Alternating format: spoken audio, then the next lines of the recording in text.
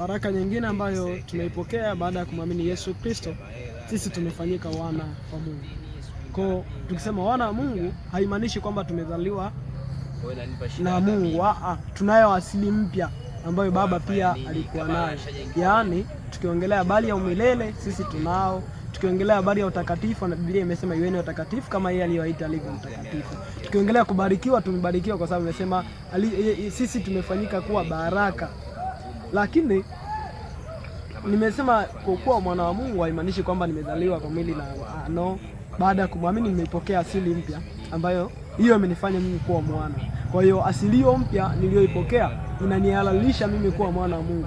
Na popote nitakapotembea, mbingu zinaelewa, kuzimu inatambua kwamba huyu ni mwana wa Mungu. Sio kwa sababu ya kile mimi nilichokifanya. No, ni kwa sababu ya kile Kristo Yesu alichokifanya msalabani, kunikomboa kutoka kwenye hatari na kuniingiza kwenye usalama. Kwa hiyo nimekuwa mwana wa Mungu kwa sababu Yesu Kristo alikuwa tayari kujiondoa, kuchukua uhai wake. Anasema anachukua uhai wake.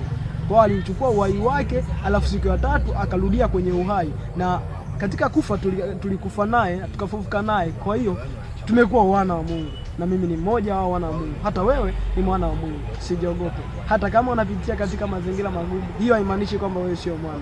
Hata kama unapitia kwenye changamoto, haimaanishi wewe sio mwana.